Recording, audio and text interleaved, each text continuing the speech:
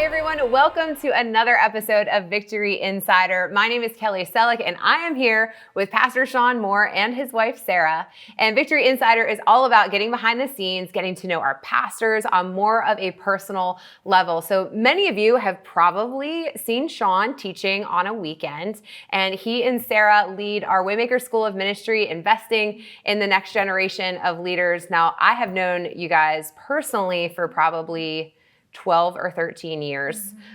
Sean, you and I were so young when way back when we were on staff here, right? That's right. How old were you when you came on staff here? Well, initially when I was part-time working in maintenance, I was right out of high school. Ooh. Yeah. And I was older than that, but not much older than that.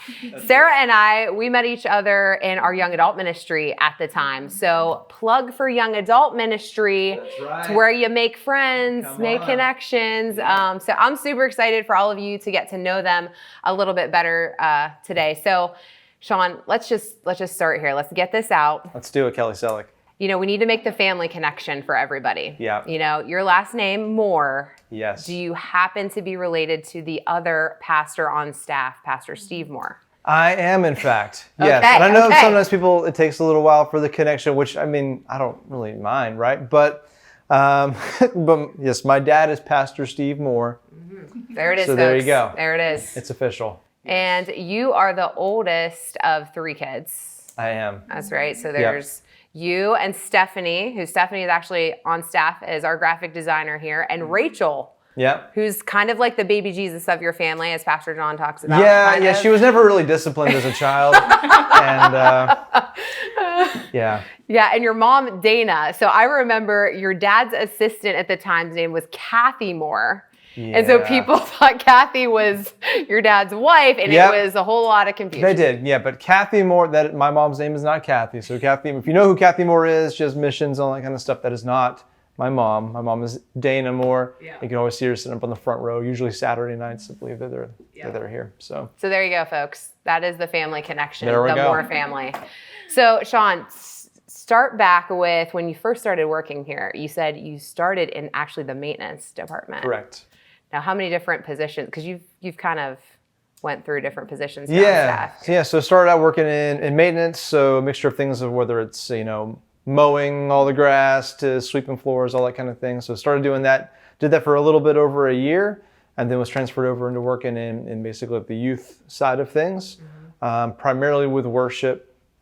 And kind of just sort of rode primarily the worship train, I guess you could say, through student ministries and through what would be like a young adult ministry, and then into main service. So yeah, and people who've been a part of Victory for a while probably remember seeing you worshiping in the main service.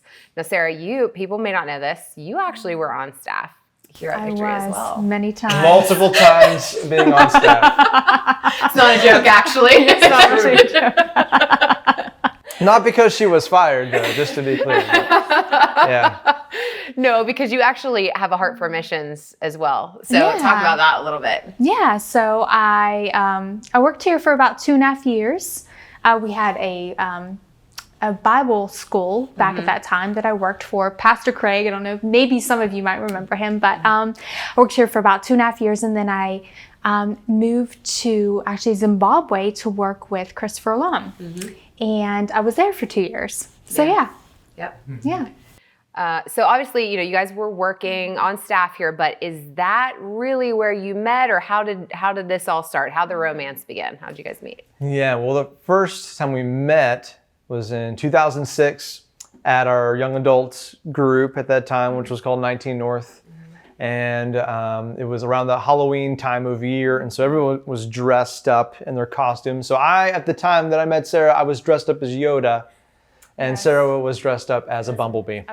So would you say that describes your personality a little bit? How you were dressed? Maybe a little bit. A little bit. I mean, yeah, I'm short and green. But no, I think I'll say about Sarah, the main thing is that bumblebees, by all known laws of flight, should not be able to fly, but they do the impossible every day. And that is Sarah. Aww. Yes. And you're not going to say that I stink. No, but it is true. That is the other thing. So that was the first time that you met each other. That was the first time. Halloween Young Adult Ministry. So how did this progress? Well, it wasn't until many years. So that was 2006. Yeah, it was a long time. And even whenever I first met her, so I did ask somebody like, hey, who is that? Because I was like, probably one of the first time. Was that the first time you'd been at 19 North? Or one of? I think so. Probably the first time. So I hadn't seen her before. Like, who's that? Asked somebody.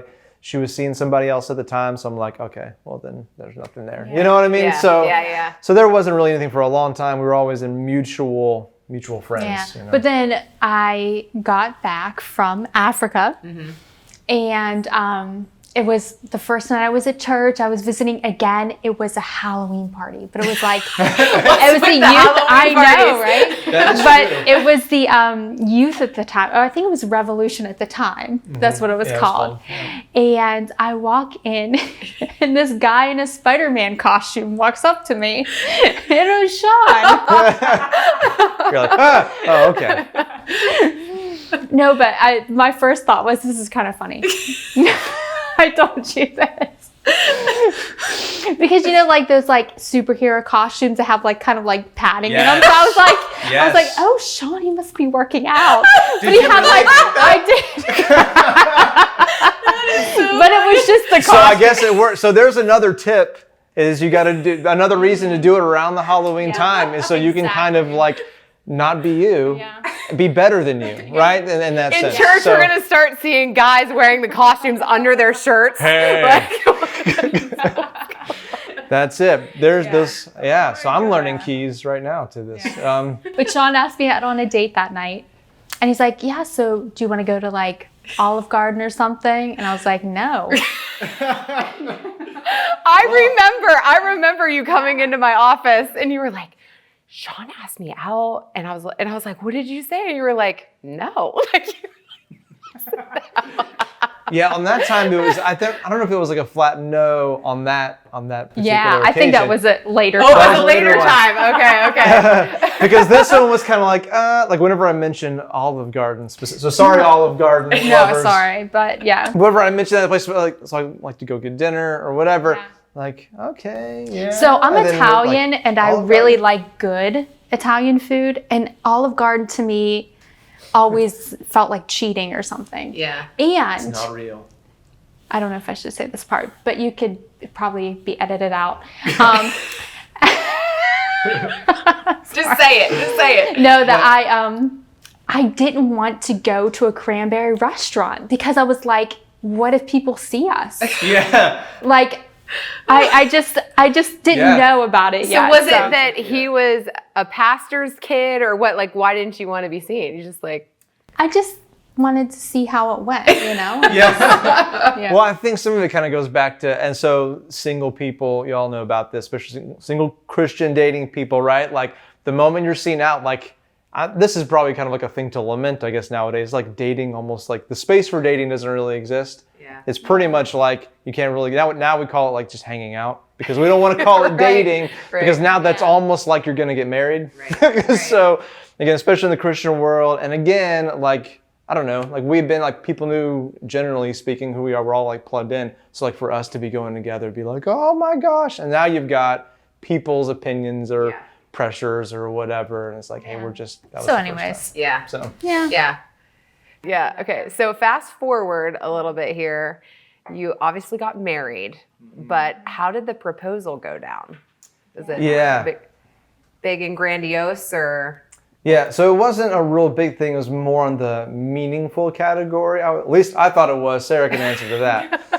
But so we pretty consistently went to Graham Park and just walk around there most of the time. We also ran there at different times, but at different times we would actually go there and dance. Believe it or not. So like by the little pond that they have over there. So that's where we went after there was like an event that was going on. So we went there afterwards and just kind of danced prayer. over there. Remember that prayer gathering? Yeah. Yeah, it was after that. Yeah. So you guys just like crank on your own music and have your own dance party over there. Yeah. Did I have music going that time? Probably. I think on your phone. Yeah. Sarah, did you see this coming or was it I figured it out when we pulled in, and he put on this leather jacket he never wore, and there was this big bulging thing in the pocket. I'm like, okay, I think I know what's happening. Well, it was cold. It was kind of cool outside. Yeah. So it was less than ideal from that standpoint. It was kind of cool. Like, oh, well, He's we got to propose. This, yeah. We got to get this thing. Because actually, so a little thing is that we already have the venue? Yeah, we already had like the venue and the date. Really? Yeah, before we got engaged. We were just waiting for the ring because the ring was like, Okay. yeah, so. Okay. Yeah, being made, being put together. Yeah. Cool. There you go. So what would you guys say to people, like young adults who, are wanting a relationship, wanting a future spouse? How would you speak to them? What would you say to them about that? It's a good question. Sarah?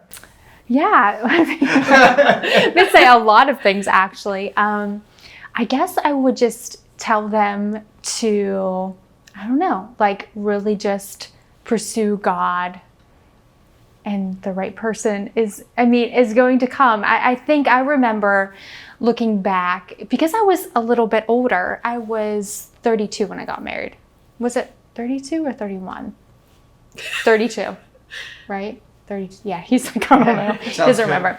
But I was a little bit older, and there could be a lot of pressure, right? Mm-hmm. Particularly just in the church world. Like that's not old at all. Mm-hmm. But I guess in the church culture, there can be a lot of pressure to just have a relationship or get married.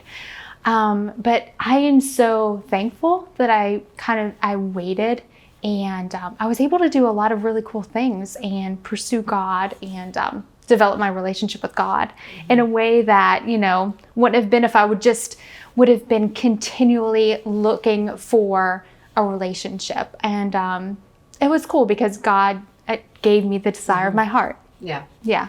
So what about you? Yeah, for sure. I would say similar things, right? Pursuing God, that aspect of things. I think too, like the opportunity that you have to basically like grow, just like you're in yourself, like, and just like dealing with your own issues. Because in some ways in which, this if you're gotten married, right? Like there's issues that you only find out like after you get married that you have, and that's part of the process, right? Yep. Because it reveals and refines. But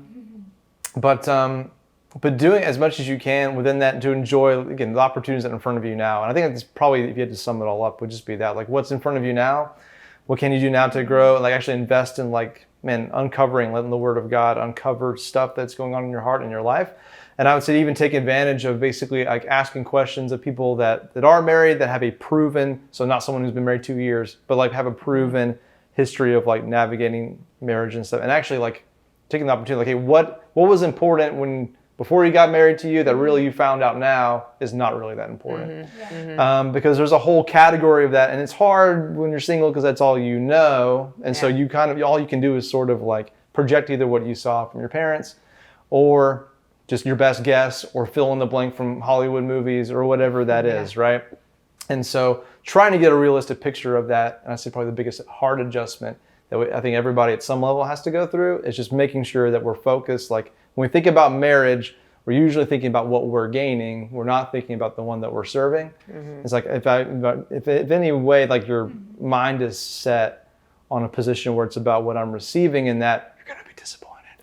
So because the reality is like I'm actually signing up to serve, right? Like I'm actually signing up to serve this person for the entirety of my life. Like that's really what you're doing whenever you choose like to enter into marriage. So just like that perspective and working on that heart, that perspective, because nothing in the world is going to give you that perspective of marriage, but just God, Mm-hmm. So that's a great segue into my next question. Let's do it. Let's ride the segue. Speaking of serving one another, moving in together, what was the maybe biggest obstacle or something you had to overcome? Sean eats a lot of food.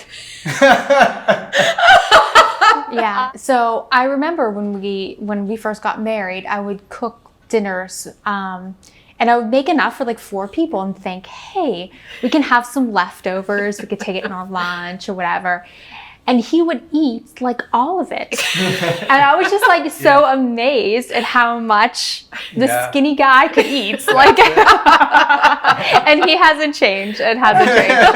That's right. And now I have a son that I have to feed. I mean, he's still young, but I mean, he can eat for a 4-year-old. So pass that trait on. Okay, so let's fast forward like 7. You guys been married almost 7 years. Almost 6 years. Oh, 6. Yeah, 6. Man, it feels long.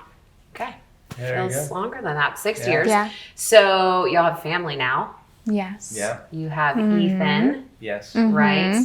And also Also. one on Yeah, there's a little baby in here. That's one right. on the way. So how are you guys feeling about being a family of 4? Yeah, we're excited about it. Yeah. It's been quite a journey to this point in many ways, and some pieces of that some people would know just from some of the messages, I guess, you know. Yeah. But yeah, no, we're definitely excited. We're excited. Ethan's very excited. Ethan's Is very he? excited, yes. He's hoping for twins. Oh, really? Yeah. He's Because been he hoping wants for like play partners, or like He wants a what's- brother and a sister. Aw. Yeah, so, but yeah, he's super excited about it. Yeah. Yeah. Okay, so some just more personal questions.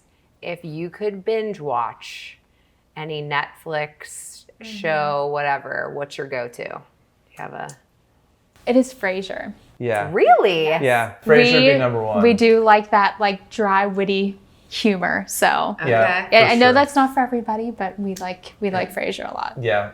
Yeah, a lot. It's consistently funny Yeah. to me. Yeah. Okay. It's awesome. The writing on it, it's like kind of like a little bit of like a smart, intelligent humor thing, which I appreciate. And again, the wittiness, Yeah. that would probably be my favorite. Another one I watched a good bit of is West Wing. Oh yeah, I did like West Wing a lot. Yeah. Yeah. Okay. Yeah. Alright. So what do you guys like to do for fun? Have any hobbies? Fun. What is fun? Do we do fun anymore? Do you fun?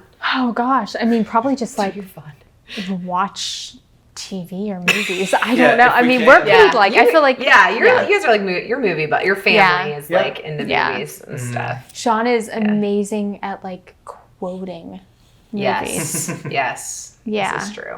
Yeah, and sometimes he'll just talk to me, like he'll answer me in a movie quote. Yes. You know, Yes. That is fun. that was a really annoying thing when we were Early dating. on. Yes. He would just do these, and then he'd be like, "What's that from?" And I'd be like, "I don't know." Yeah. But now, so I've trained her now. But now, even if Oh. I haven't seen the movie, I know the quote and like the voice that he does. Like sometimes he'll answer me, and I'm like, "Are Yes. you doing your, Yes. voice?" You Yeah. know, I could just tell. So Which I think is a testament to how good the voices must be, that she Right. can put the pieces together and say, Do you "That's have from one that you want to share? I don't know. See, it's more organic. It's like in conversation. Like something will happen, or she'll say something, or my response is a line from like it just seems right. You know? it just comes seems out. so. Okay, so Sean, I know you shared kind of about your maybe more comedic side. That may be something that people don't get to see very often because sometimes, from the pulpit and stuff, you come up very calm and just cool and collected. But you probably are one of the most like quick-witted, like funny people that Thank you. I know. And I'm sure some people may be surprised to know about that. You've been in a lot of different skits that we've done. You've done a lot of different characters. And we're about to ruin Christmas for everybody right now. Oh, look Oh out! no, I think I know where she's going. Yeah, because Sean is the Grinch. That's it, or at least one of. Just to be clear, if you showed up Well, to one of that's the true. shows, That's is true. true. That's That is true. true. You were Yeah. the original, though. that is yeah. You were the original Grinch. Yeah. And I specifically remember, so this is actually before the Christmas show. We did some videos with the Grinch. Yep. And we were in a shoot like all day. Like literally, it was probably like It was 18 late. hours of shooting. Yep. And you were in your Grinch costume Yes. for probably like at least 6 hours or something. It was like, At least it was probably about by the time that we finished.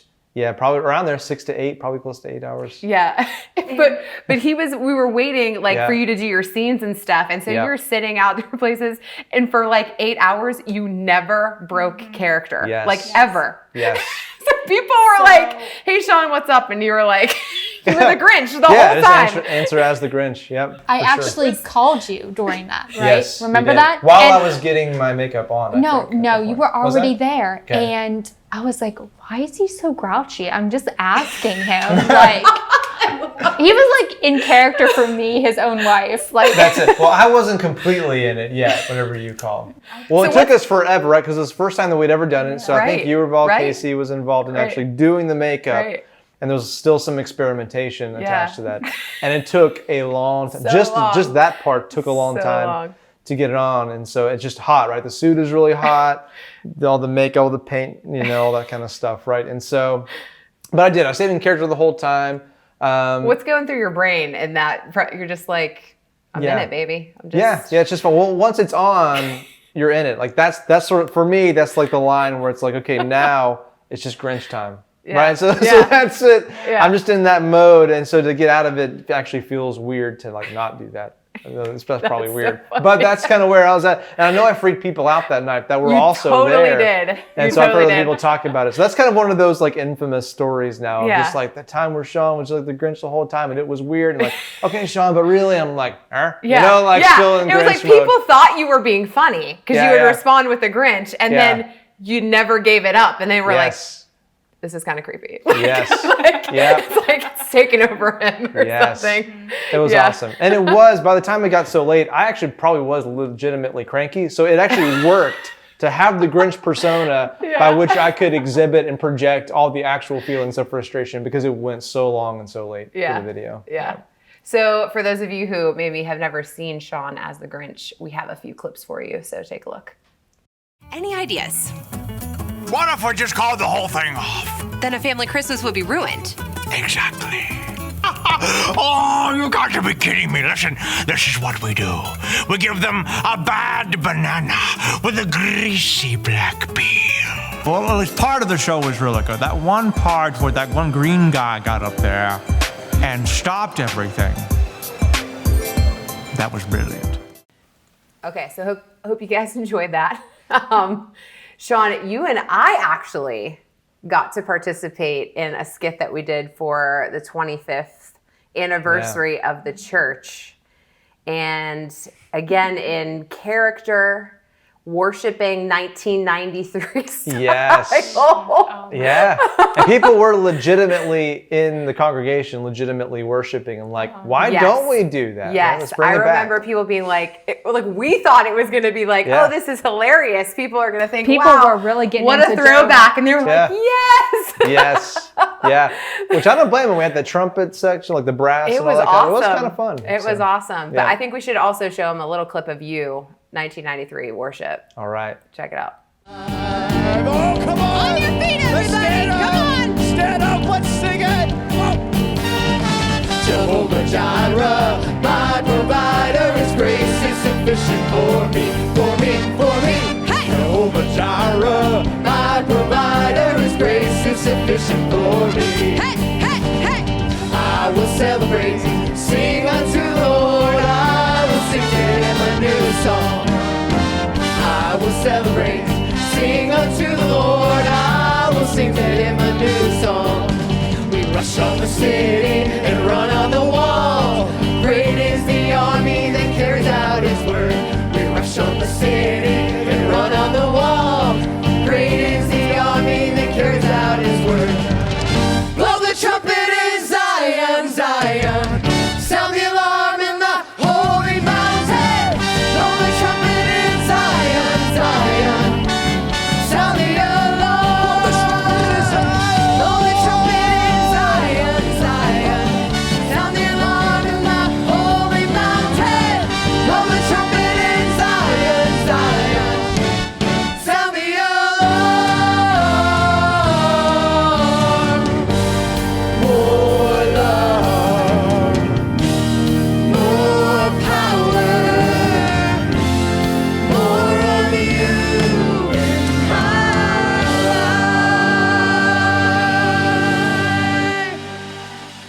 So, Sarah, You live with this. every I day. do. Yeah. So what's your take on all this? The Grinch, the characters, the comedic side. Like, is he like this at home, or what's? He is. He's actually yes. Yes. He's actually like the fun one of us, I would say. I'm more serious. Would you say that? Generally speaking. Yeah, I'm the Yeah. more like serious one.